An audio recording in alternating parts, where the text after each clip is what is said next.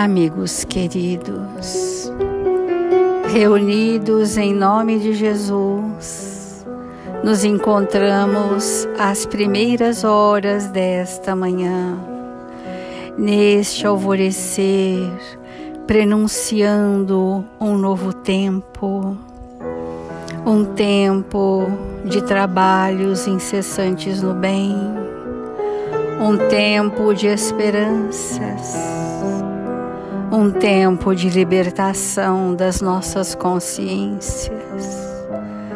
Imantados, Senhor, no seu Evangelho, aqui estamos para absorver das verdades de vida eterna, as luzes de que somos necessitados, as bênçãos que hão de aplacar as nossas dores e acobertar a multidão dos aflitos.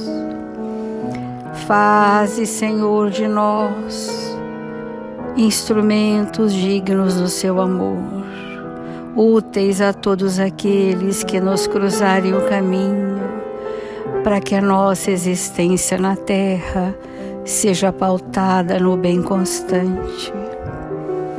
Felizes, com extremada gratidão, sentimos a presença honrada dos tarefeiros do seu amor na terra, responsáveis por este Evangelho, que vieram ter conosco para sustentar os nossos ideais de servir em seu nome, Senhor. Obrigada, amigos queridos. Obrigada, Senhor Jesus. E que assim seja.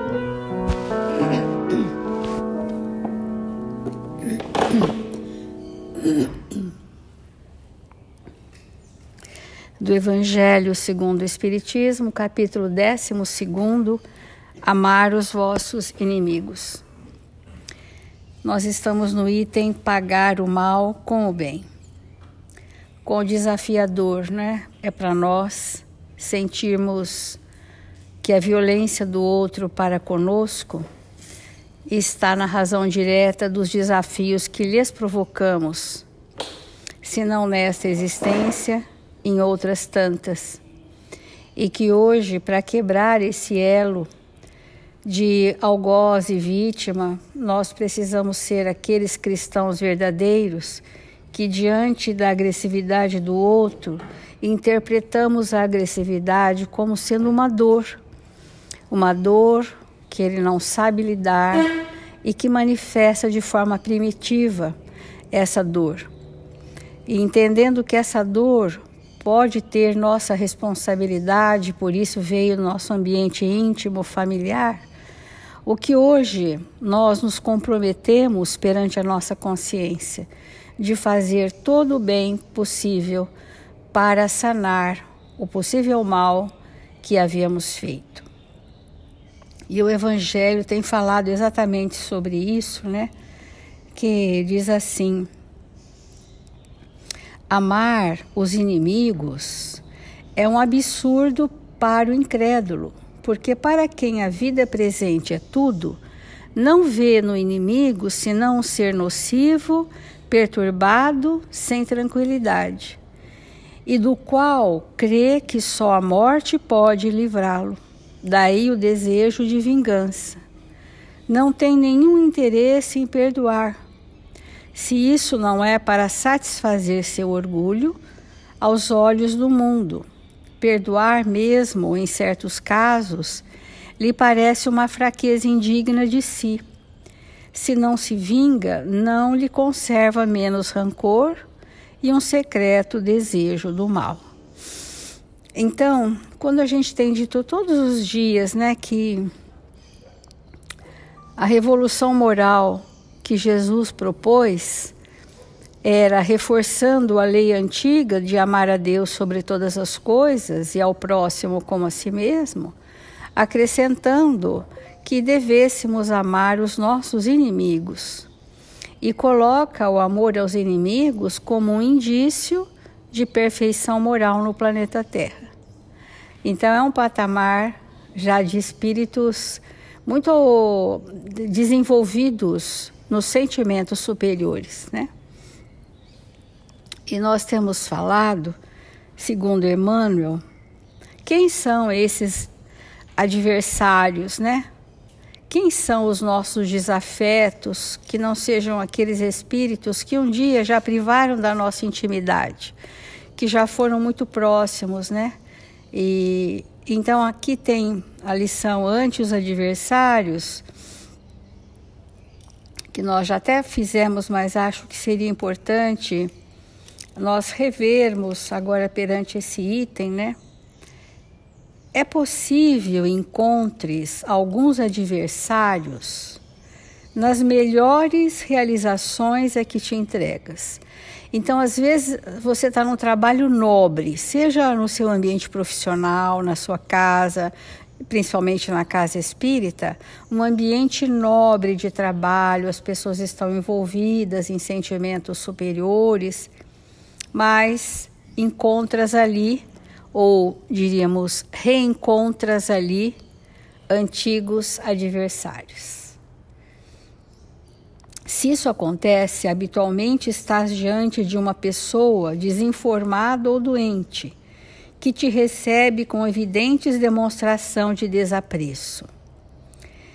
Porque às vezes a pessoa fala, mas é um desafeto gratuito, né? Eu nem o conheço, nada lhe fiz, mas não há simpatia e há uma vibração repulsiva de ambas as partes, né?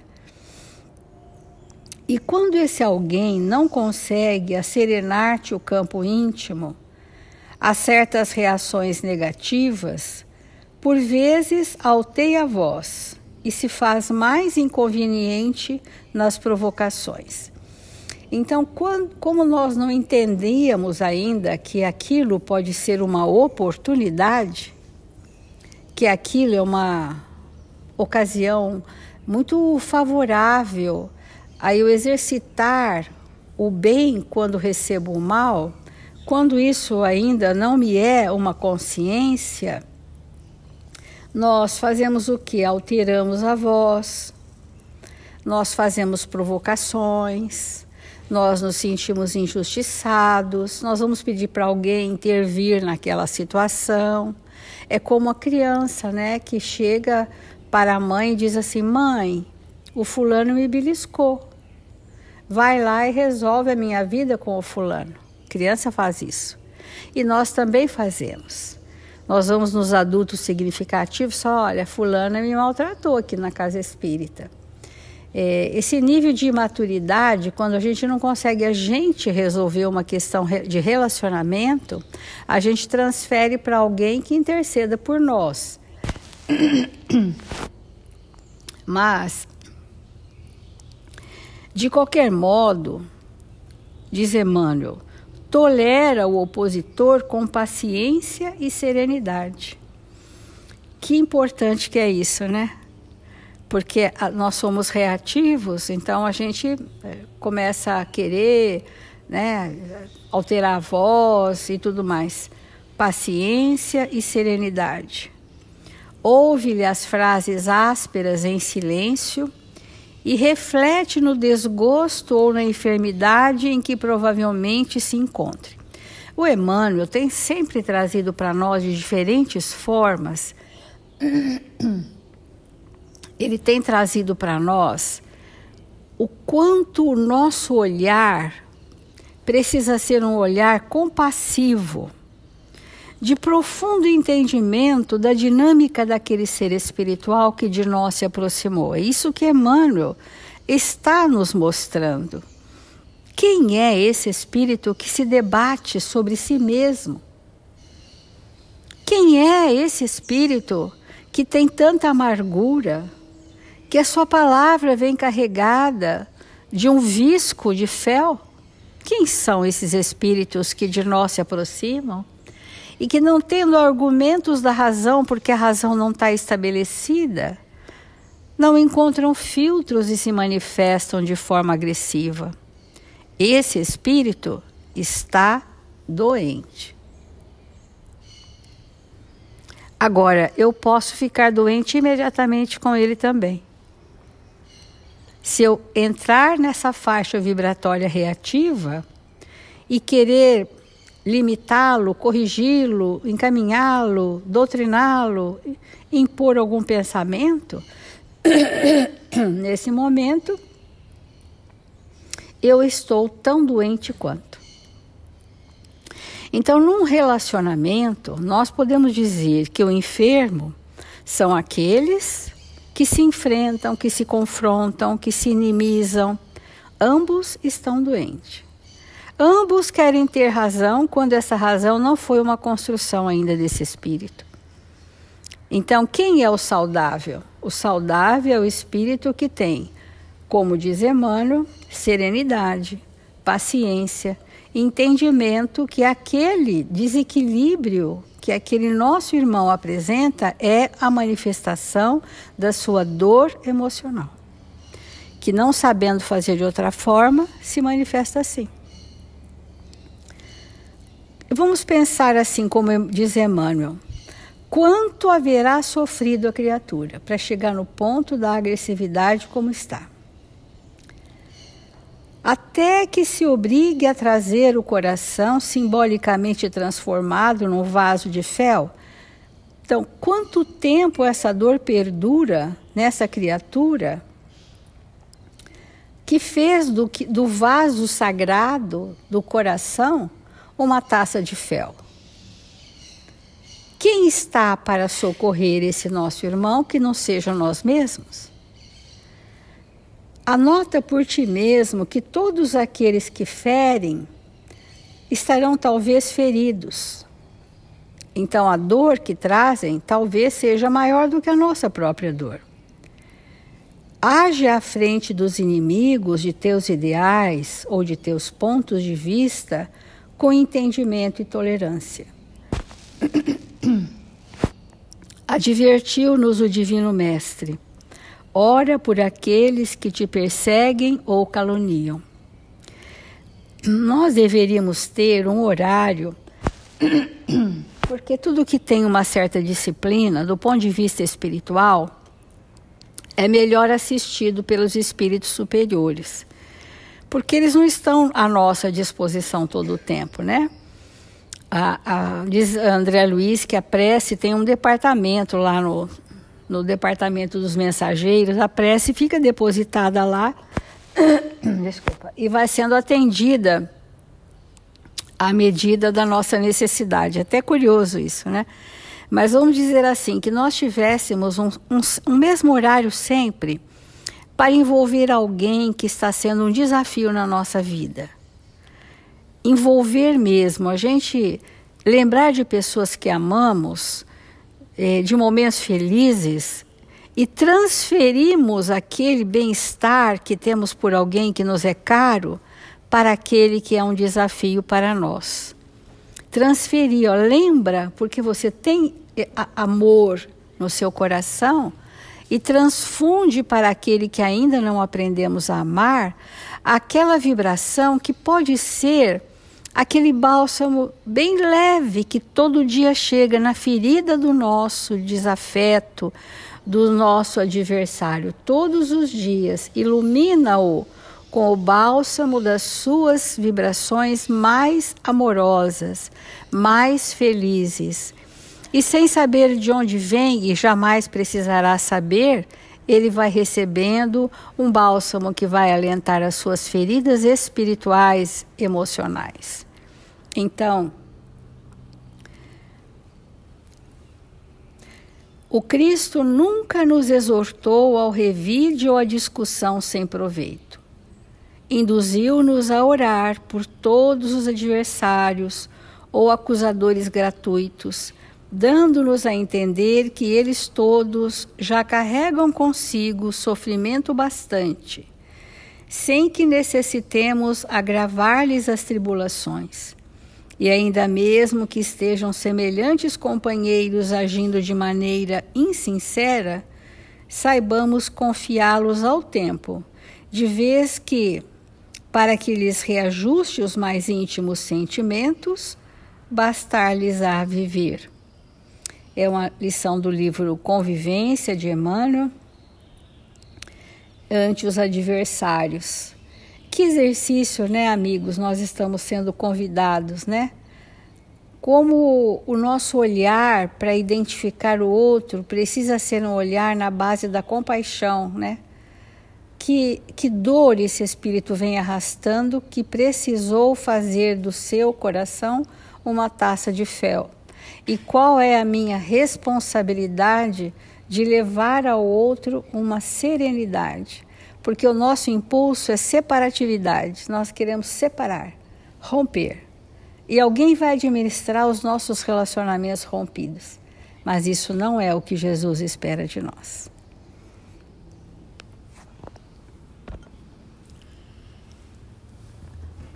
A importância de nós demorarmos o nosso pensamento nesse item do Evangelho, porque certamente é difícil imaginarmos alguma coisa que possa nos desequilibrar mais do que alimentar permanentemente um ressentimento de alguém, né?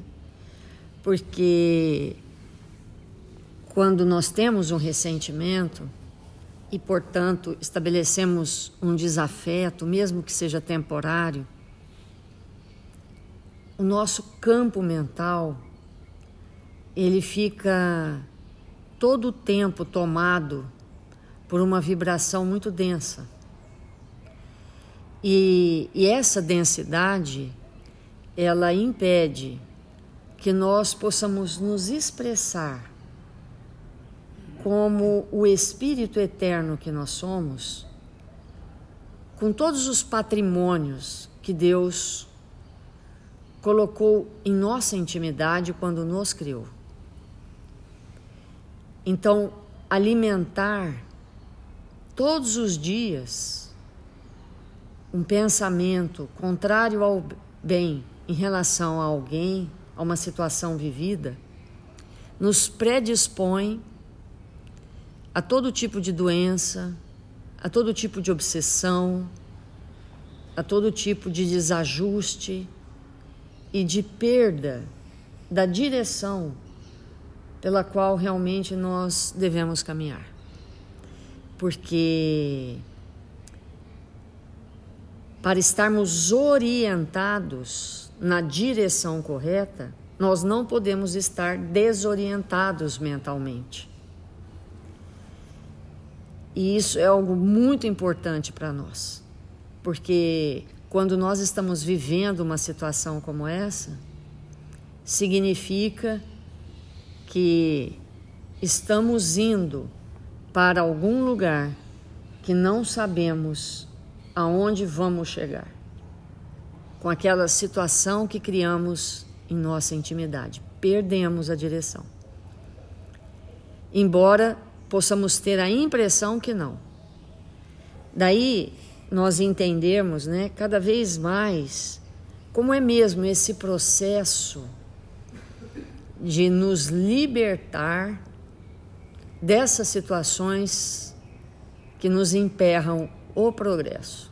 E como a Célia colocou, às vezes nós encontramos com aqueles desafetos que estamos caminhando relativamente juntos há muito tempo.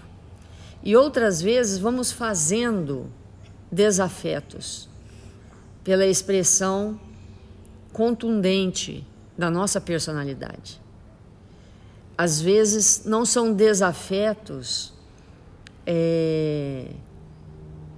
declarados, mas são velados.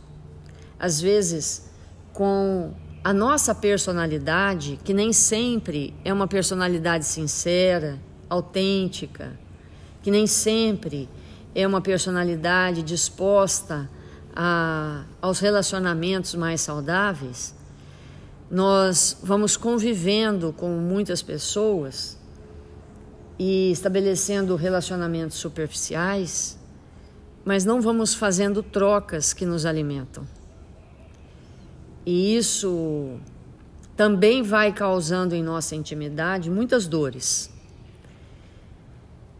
E para que nós possamos evitar tudo isso, é necessário manter um pensamento muito reflexivo. Todo tempo refletir nas coisas que nos acontecem. Porque quando nós conseguimos realmente refletir, nós consultamos a nossa consciência, que é o patrimônio de verdade que nós podemos acessar. E aí nós passamos a ter relacionamentos mais saudáveis.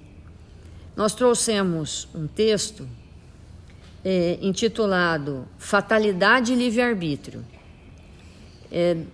do livro Nascer e Renascer. Então Emmanuel comenta assim: antes do regresso à experiência do plano físico, nossa alma, em prece, roga ao Senhor a concessão da luta para o trabalho de nossos próprios reajustamentos. É muito importante isso, né?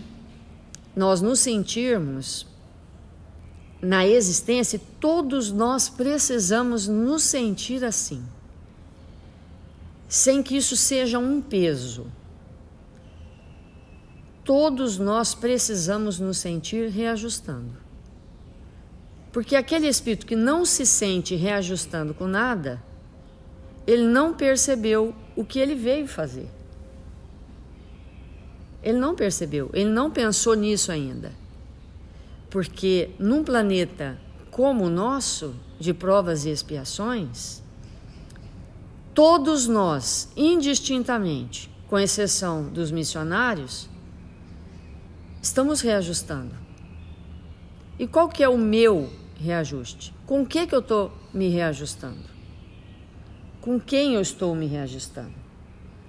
Então o espírito, para ele se sentir saudável, não é viver sem problema, mas é viver equilibrado e com aceitação ante aos problemas. Quando nós olhamos uns para os outros e a gente se conhece melhor, quando nós nos conhecemos melhor, a gente olha para o companheiro e fala assim, a gente sabe o ajustamento daquele irmão, a gente sabe e a gente vibra por ele. Vai, irmão, dá mais um passo, segue mais um pouco, não cansa não desiste, né? Isso tem solução, a reencarnação tem esse papel extraordinário, avança. Então, por quê? Porque é assim. Todos nós indistintamente estamos nos ajustando. Às vezes o ajuste é com alguém, às vezes o ajuste é com uma situação, às vezes o ajuste é mediante uma profissão, às vezes o ajuste é em relação ao corpo físico, às vezes é em relação à doença, né? E assim sucessivamente. Então essa frase, ela é uma frase muito importante. E quando a gente olha para uma família, então reúne 5 ou 6 pessoas ali, olha a complexidade, cada um com o seu reajuste. Não é simples. Não é simples. Porque um veio a reajustar uma coisa, outro veio a reajustar outra coisa, outro veio a reajustar. E aquele aspecto que nós viemos reajustar causa em nós, muitas vezes, profundos desequilíbrios. E às vezes acontece que toda a família está assim. E nós pensamos que é por causa dessa situação ou daquela situação. E muitas vezes não. Muitas vezes é porque estamos todos nesse desafio. Cada um na sua intimidade. E às vezes acontece alguma coisa no lar ali, que parece ser a gota d'água, e todo mundo fica em cima daquela situação, mas que na verdade não é aquilo. Mas sim as vibrações que cada um está emitindo nas suas próprias lutas. Então ele continua, retomando, né, o pensamento, quando nós estamos no mundo espiritual, a gente solicita em prece que nós possamos vir para esses reajustes. E ele diz, e solicitamos também reaproximação de antigos desafetos. e imploramos o retorno ao círculo de obstáculos que nos presenciou a derrota em romagens mal vividas. Isso é tão importante de demorarmos o nosso pensamento, porque se nós olharmos para a existência de hoje, há situações que nós observamos e falamos assim, nossa, tal coisa eu poderia ter feito diferente.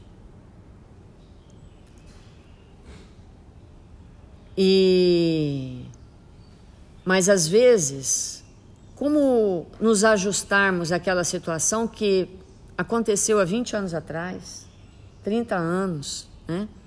Às vezes as pessoas envolvidas nem mais estão aqui conosco. E nós nos perguntamos como sair, como nos ajustar sem ter que renascer com tarefas específicas para esses reajustamentos.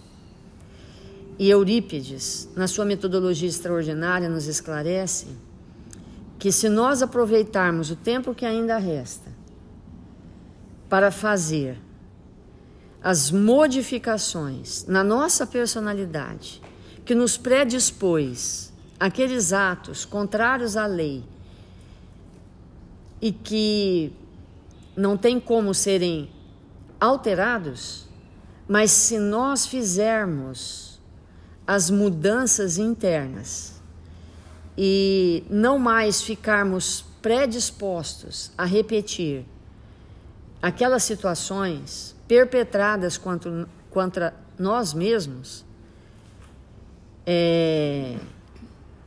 nós vamos estar vivenciando aquilo que Jesus nos explicou. O amor cobre uma multidão de pecados. Quão esperançoso é isso, amigos? Quão esperançoso nós pensarmos assim,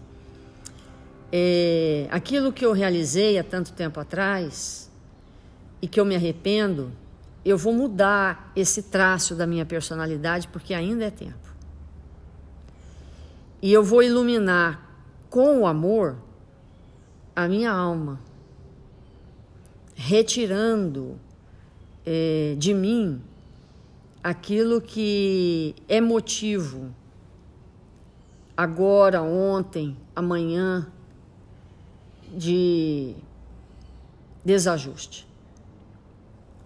E quando nós fazemos isso, a consciência se alinha e nós passamos a ter outra vibração. E aquilo que era culpa e que se tornou responsabilidade, porque nos responsabilizamos pelos atos que cometemos, causa em nossa intimidade profunda paz, que é a paz da consciência. E isso é uma coisa muito importante para nós. E esse mecanismo, né, que nós podemos fazer conosco, enxergando as coisas do passado que nós não aprovamos, e fazer essa modificação na nossa personalidade, isso também é possível realizar com os nossos desafetos. Na grande maioria das vezes, na grande totalidade das vezes, quando nós temos um desafeto, se mudamos um traço específico da nossa personalidade, é como se nós colocássemos uma colher de açúcar num copo d'água. Dissolve. Aquilo que parece pedra, parece impossível de se desfazer, se desfaz pelo toque dessas mudanças íntimas. Então, vamos refletir sobre isso e aproveitar o dia de hoje para nos ajustarmos com a lei. E o que é esse ajuste com a lei? É a mudança profunda na nossa personalidade. Naquilo que a gente sabe que já não é mais tempo de sentirmos, de vibrarmos. Então, vamos fazer a nossa prece.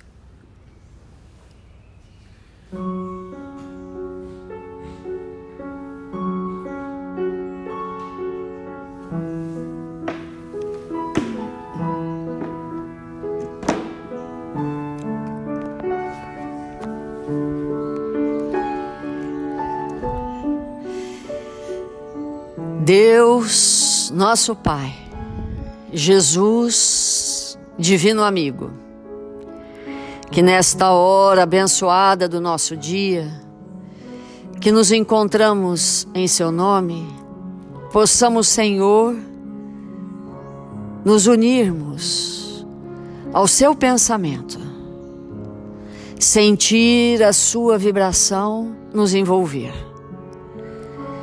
Buscar o Seu olhar, Senhor, e nos imantarmos do Seu amor.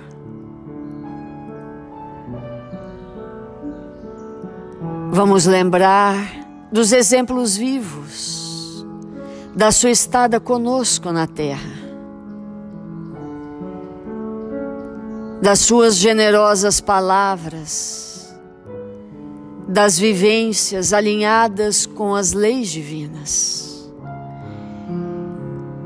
que são exemplos que nos arrastam, que nos fortalecem, que nos estimulam a prosseguir no caminho do bem e da verdade. Que nesta manhã gloriosa das nossas vidas, tenhamos a coragem de abandonar todas as vibrações contrárias ao bem. Tenhamos o bom ânimo de buscar aqueles que são desafetos para nós e desculpá-los